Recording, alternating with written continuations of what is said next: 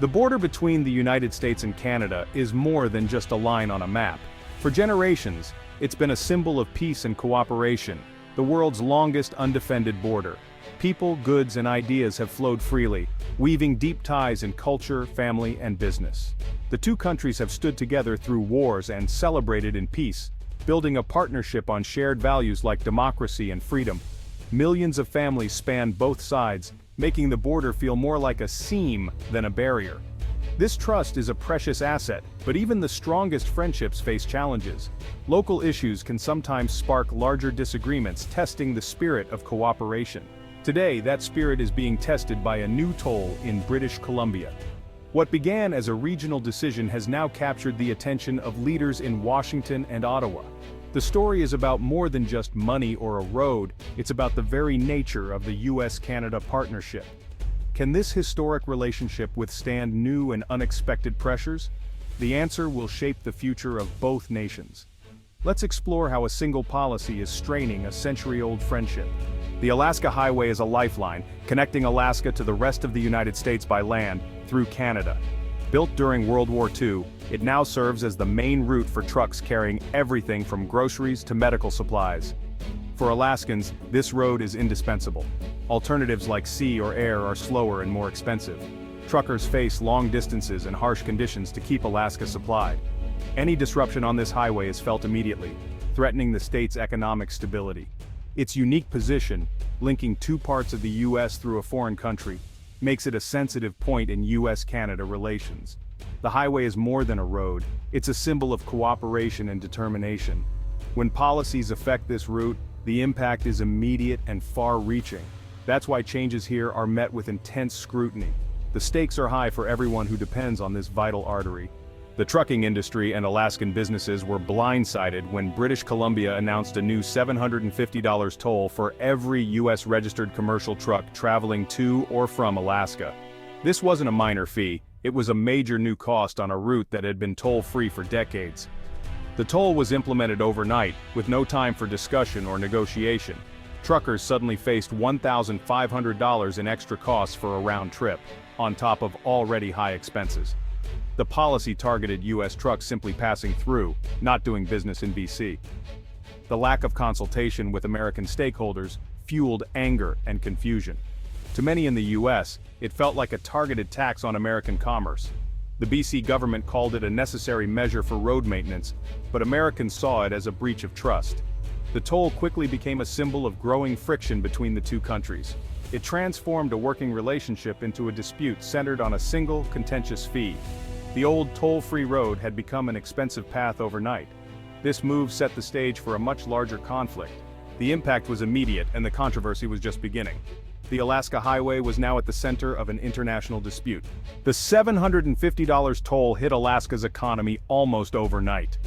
Trucking companies, many small and family-owned, faced skyrocketing costs, threatening their survival. The extra expense was quickly passed down the supply chain, raising prices for everything from groceries to building materials. In a state where living costs are already high, this new burden was felt by families and businesses alike. Alaskan products like seafood and timber became less competitive due to higher transportation costs. The toll acted like an export tax, threatening jobs and economic health. Uncertainty about future fees made business planning risky. Companies hesitated to sign contracts, unsure if costs would rise again. Stability is crucial for business, but the toll introduced instability into Alaska's most important trade route. The economic squeeze was real, affecting everyone from fishermen to shopkeepers. A single policy in British Columbia was rippling through the entire Alaskan economy. The pressure was mounting and frustration was growing. From British Columbia's perspective, the toll was about fairness and necessity. Officials argued that U.S. trucks caused significant wear on their highways, and BC taxpayers had been footing the bill for years. The province pointed to urgent infrastructure needs, bridges and roads in need of repair. The $750 toll was calculated to cover the cost of damage from heavy commercial traffic. BC framed it as a user fee, not a penalty. Those who use the road most should help pay for its upkeep. Canadian trucking companies face fees in the U.S., so BC saw this as leveling the playing field. The Alaska Highway may be a lifeline for Alaska, but it's still a road within British Columbia's borders. The province insisted it had the right to manage and charge for its infrastructure. However, this logic didn't address American concerns about the lack of consultation. While BC spoke of fiscal responsibility, many Americans felt blindsided and betrayed. The province's budget-focused explanation did little to soothe cross-border frustration. The deep integration of the two economies was overlooked. The toll, meant as a practical solution, became a diplomatic flashpoint. The gap in understanding was growing wider. For Alaskans, the toll felt personal, a stark reminder of their geographic isolation. Alaska is separated from the lower 48 by Canada, making the highway their only land link home. The new fee felt like a withdrawal of goodwill, replaced by a financial barrier. Truck drivers who've built friendships along the route now felt unwelcome and targeted. The toll was seen as a personal affront, a sign that their hard work was no longer valued. Ordinary Alaskans echoed this sense of isolation, feeling as if Canada was holding their state hostage. "We are Americans, but Canada controls our driveway," one Anchorage resident said. The psychological impact was significant, fostering an us versus them mentality. The friendly neighbor now seemed like a gatekeeper demanding payment. The toll dominated local news, becoming a symbol of a larger problem. Alaskans felt their unique situation wasn't respected. Their dependence on Canadian cooperation had always required trust. The toll shattered that trust, leaving Alaskans feeling vulnerable and alone. The anger was mixed with deep disappointment. The sense of partnership was quickly eroding. What started as a provincial policy quickly escalated into a national and international issue. Alaska's leaders pressed Washington to act, framing the toll as a threat to American sovereignty and commerce. The U.S. State Department and trade officials began formal talks with Ottawa. The American position: the toll was a discriminatory barrier to trade, violating the spirit of long-standing agreements. U.S. officials urged Canada's federal government to intervene.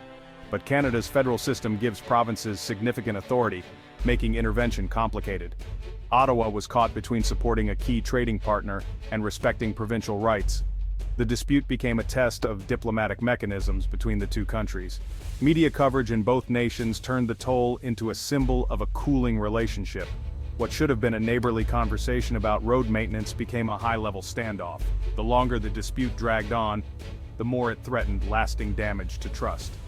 The Alaska Highway was now a flashpoint in U.S.-Canada relations. The stakes had never been higher for both countries. The world was watching to see how the two allies would respond. As tensions mounted, it was clear a solution was needed before lasting harm was done. The answer lies in returning to the principles that have defined U.S.-Canada relations: dialogue, compromise, and mutual respect. British Columbia could suspend the toll to allow for good faith negotiations.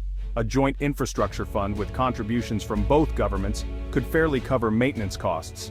This would turn conflict into shared responsibility.